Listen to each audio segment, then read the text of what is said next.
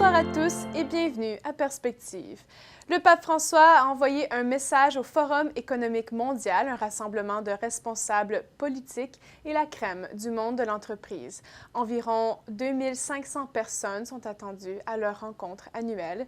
Elle se déroule du 20 au 23 janvier à Davos, en Suisse. Le thème de leur plénière cette année est « Maîtriser la quatrième révolution industrielle ». C'est le cardinal Peter Turkson qui représente le Saint-Siège au Forum. Il a relayé le message du Saint-Père au fondateur du Forum. Dans le message du souverain pontife, il lance un appel de ne pas oublier les pauvres. Il explique que c'est le premier défi qui se pose devant les responsables du monde des affaires.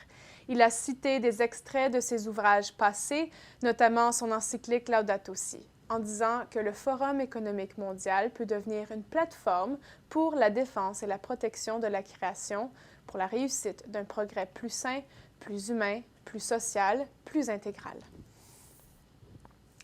L'audience générale de ce mercredi se situe en plein centre de la semaine de prière pour l'unité des chrétiens.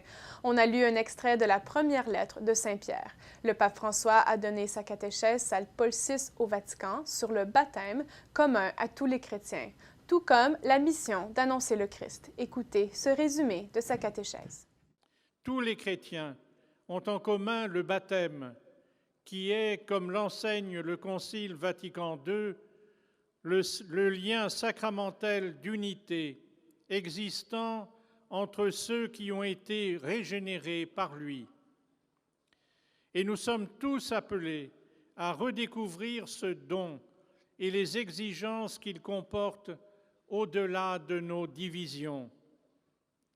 Partager le baptême signifie que tous, catholiques, protestants et orthodoxes, nous sommes pécheurs et nous avons besoin d'être sauvés. Nous partageons l'espérance de passer des ténèbres à la rencontre du Dieu vivant, plein de miséricorde. Le baptême crée entre tous les chrétiens un lien indissoluble qui les rend réellement frères, même s'ils ne sont pas encore un peuple pleinement uni. Les responsables musulmans d'Italie ont invité le pape François à visiter leur grande mosquée à Rome. Ils l'ont rencontré juste avant l'audience générale ce matin. Leur invitation arrive quelques jours après sa visite à la grande synagogue de Rome dimanche dernier. La date de cette éventuelle visite n'est pas encore déterminée, mais ce serait la première fois qu'un pape rend visite à la mosquée de Rome, qui serait l'une des plus importantes d'Europe. Le Saint-Père a déjà effectué 2 autres visites dans des mosquées, dont à Istanbul et à Bangui, puis Jean-Paul II et Benoît XVI ont eux aussi réalisé de telles visites durant leur pontificat. Une femme sans-abri a donné naissance à une petite fille la nuit dernière, tout près de la place Saint-Pierre. Une policière en poste est venue à son secours et la mère et son bébé ont été amenés à l'hôpital. Elle vivait parmi les sans-abri au Vatican depuis longtemps et l'aumônerie apostolique l'avait assistée pendant sa grossesse. On lui a offert du soutien à la maison Primaval, gérée par les sœurs de Mère Teresa pendant 1 an. Une aide a de plus été offerte à son conjoint. Enfin, les agents de sécurité du Vatican ont été reçus pour une audience avec le pape lundi dernier. Il avait pour eux un message de reconnaissance et d'appréciation pour leur travail. Il a d'ailleurs affirmé leur rôle essentiel dans le bon déroulement des célébrations à Rome, surtout au cours du Jubilé de la Miséricorde. Voici un court résumé de son allocution.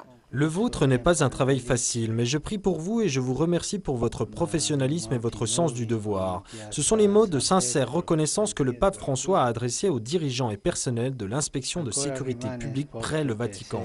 En les recevant en audience, le souverain pontife a pensé en particulier au Jubilé de la Miséricorde et au temps de Noël récemment conclu.